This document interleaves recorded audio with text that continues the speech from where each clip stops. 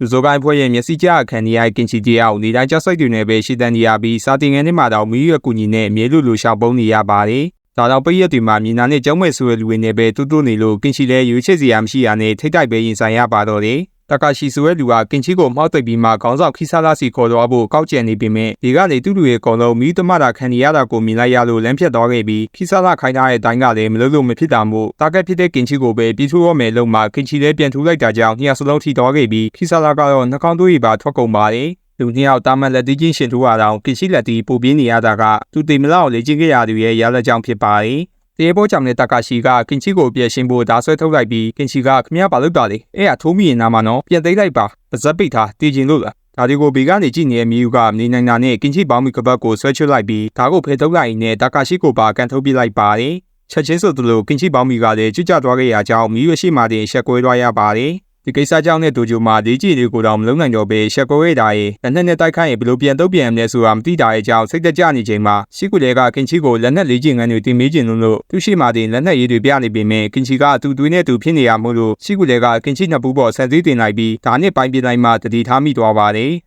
ရှိကူလေဒီလိုတွေလုံးနေတဲ့ဆိုကလေးကကင်ချီကိုလက်နက်သုံးပြပုံနီးစနစ်တင် जा ပေးခြင်းနေတဲ့ဆိုတာကိုအာခိဆာမကရေးမိနေခဲ့ကကင်ချီကလက်နက်သုံးခြင်းတာမဟုတ်ဘူးဆိုပေမဲ့ရန်ပွဲမှာလက်နက်သုံးတိုက်ခိုက်တဲ့လူနဲ့ရင်ဆိုင်ရတော့မယ်ဆိုရင်အရင်ဆုံးအဲ့ဒီလက်နက်အကြောင်းသိဖို့ကအရေးကြီးဆုံးချက်ဖြစ်ပြီးဒါမှသာလွယ်လွယ်ကူနဲ့ရှောင်သိမ်းနိုင်မှာဖြစ်ပါတယ်အာခိဆာမရှင်းပြပေးပြီးနောက်ရှိကူလေတင်ပေးရမယ့်ချိန်ကိုရောက်ရှိလာခဲ့ကမီးတို့ကပါကင်ချီတစ်စက္ကန့်လေးအတွင်းတည်သွားနိုင်လို့လူရဲ့ရှိကူလေကိုတားနိုင်အောင်ဘေးကနေစောင့်ကြည့်ပေးနေကြပါတယ်ရှိကူလေကအရင်ဆုံးဓာတ်တော့ပုံသုံးပြီးတင်ပေးဖို့အတွက်ဓာတ်ဆွဲထုတ်လိုက်တာကိုမီယူကအန်ဒီများလို့ဆိုကဓာတ်အစားဆုံးပေးပြီးတော့ပြန်လေ့ကျင့်ခိုင်းလိုက်ပေမဲ့ရှိကူလေလက်သေးရောက်ရင်တက်တူနဲ့လှုပ်ထားရဟာဘေးရမစိုးထပ်သွားရကြအောင်အကောင်လုံးဘေးရမတာတီဖြစ်ကုန်ကြပြီးမီယူကလည်းအဝတ်စားတွေပြေးသွားလို့ရှက်ရှက်နဲ့ထွက်သွားပါတယ်ဒါကြောင့်မို့ဖိုးကြီးအောက်သူက NM ရှိတဲ့တင်စားနှစ်ဆောင်ကိုပေးပြီးပြန်လေ့ကျင့်ခိုင်းလိုက်လို့ရှိကူလေလက်နက်နဲ့တိုက်ခိုက်ရင်ထားရမယ့်ကိုနေဟန်သားကိုအရင်ဆုံးတင်ပြပေးပါတယ်ဒါပေမဲ့ကင်ချီရဲ့ကြောက်စိတ်ကြောင့်တရားပြီးတယ်လို့မဖြစ်လာပဲရှိကူလေတင်စားနေချရအောင်ကင်ချီဖူးဖူးညံ့ညံ့ကြည်နေလို့ဘေးကကြည့်နေတဲ့ဟောက်တူကကင်ချီတိုက်ပွဲမှာအရေးကြီးဆုံးကမင်းထင်နေတဲ့တိုက်ကွက်တွေအင်အားတွေမဟုတ်ဘူးရင်ဆိုင်ရဲ့တက်တီပဲတက်တီတာရှိရင်တစ်ဖက်လူရဲ့အားနည်းချက်ကိုတေချာကြည့်နိုင်ပြီးတက်တီမရှိရင်တော့ရေမပါရဲ့ဘူးကုန်လို့ပ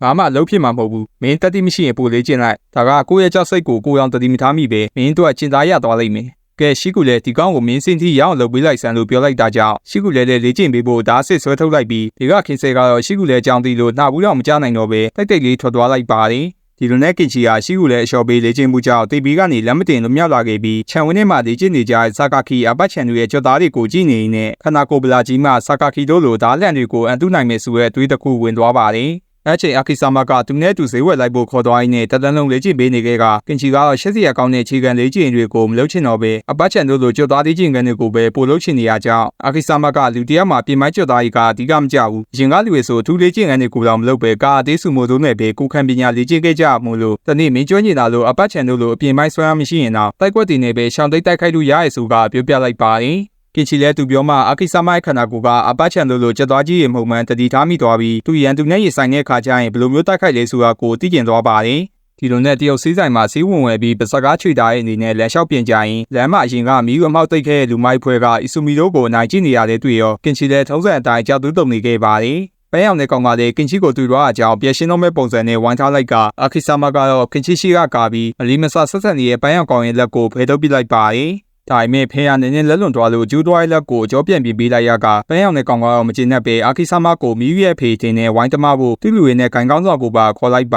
တယ်သူတို့ကောင်းဆောင်ကနဘန်တမပုံစံနဲ့ကောင်ကြီးကလည်းနေရကြီးမဟုတ်လို့ရွေချင်းမများရဲ့အာခိဆာမဘလို့ရင်ဆိုင်မလဲဆိုတာကိုကင်ချီစိတ်ပူနေပါတယ်ခေါင်းဆောင်ကဒီလိုငပိန်ကောင်ကိုရှင်းပြပေးရတော့တဲ့အထိငါမအားနေဘူးဆိုကဘေးကတတိပေးဆိုင်ဘုတ်ကိုဆွဲလိမ်ပစ်လိုက်တာကြောင့်အာခိဆာမကပြည်သူတွေဘက်ဆက်နဲ့လှုပ်ထားတာကိုဒီလိုပဲလုပ်ရလားဆိုပြီးလက်ညှိုးလေးနဲ့ပြန်တည်ပေးလိုက်ပါတယ်အာကမင်းတို့လိုဖွဲ့နဲ့မိုင်းနေတဲ့ကောင်တွေကိုဆောင်ရမ်းယူနာကဲကင်ချီမင်းတို့ခုကစပြီးဂျူးဂျစ်ဆိုတိုင်နီးပြမယ်တေချာကြည့်နေတစ်ဖက်သူကကိုထက်အကောက်ကြီးနေတဲ့ခါကျရင်ရုပ်ပိုင်းဆိုင်ရာအရာအာခိဆာမလှုပ်သွားမှာဆိုပေမဲ့အခုမလှုပ်သွားကခြေရောက်တွေနဲ့မြောင်းပေါက်ကိုဆွဲထားလို့ဖြစ်ပါတယ်အာခိဆာမကတော့တိုက်ခိုက်နေစဉ်းစားတတ်ဖို့ပါတရားပေးနေပြီးဂျူးဂျစ်ဆိုတိုက်ပွဲရေးမှာဆိုရန်သူဟန်ချက်မညီအောင်ရှင်ဆုံးမိန်ပွိုင်းကိုထိုးပြီးရနဲ့ရန်သူအချိန်နဲ့မတက်လာခင်ကိုဘက်ကနေရှေ့တဝက်တိုးပြီးတော့ရန်သူရဲ့အင်အားကိုနှီးတွားအောင်လုပ်ပြီးပြီဆိုတာနဲ့နောက်ဆုံးနီလန်ဖြစ်တဲ့ပြစ်ပေါက်တဲ့နီလန်ကိုထော်သွန်းပြလိုက်ဆိုကလက်တွေ့မှောက်သိပ်ပြလိုက်ပါတယ် ပန်းရောင်တဲ့ကောင်ကတော့သူ့စီယာရှုံးသွားတာကိုမကျေနပ်လို့တနက်နဲ့ပြစ်လိုက်တာကြောင့်အာခိဆာမကဒီလောက်ရက်ကရမ်းမရင်သွားပြီနော်မင်းတို့လက်နက်ကင်ပြီးချင်းရောက်တတ်တဲ့ကောင်တွေကိုတေချာဆုံးမပြီးမှရမယ်ဆိုကကင်ချီမမြင်အောင်လမ်းကြားဆွဲခေါ်သွားရင်အကုန်လုံးကိုတမနေရကိုကင်ချီလည်းမနေနိုင်တာနဲ့တွားကြည့်မိလိုက်တာကြောင့်သူ့ဘဝမှာအာခိဆာမလောက်ကြောက်စရာကောင်းတဲ့သူမရှိဘူးဆိုတာကိုတီးတွားခဲ့ရပါတယ်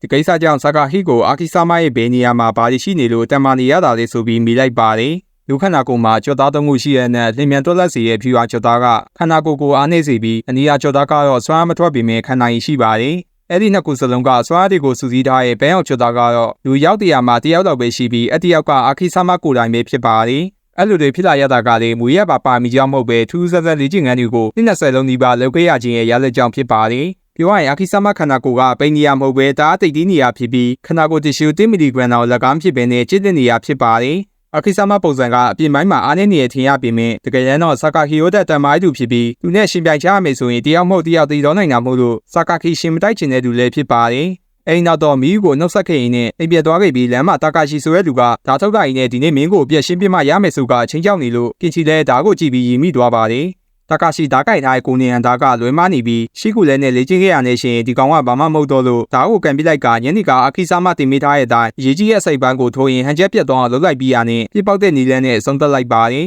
ဒါကြောင့်ကင်ချီကလက်မလျှော့သေးပဲမင်းဓာယူလာလို့ရှိကူလဲတင်ကြမှုအောက်မှာအသက်ပြောက်တော့မလို့ဆိုကဒေါ်လာရီထွက်နေပြီးအနောက်ကနေစိတ်မချလို့လိုက်လာတဲ့မီယူကတော့ဒီနေ့တနေ့လုံးပြင်ပန်းခဲ့ရတော့အမြဲပြန်ထုံးနိုင်ခဲ့ကင်ချီကိုသဘောကျနေခဲ့ပါတယ်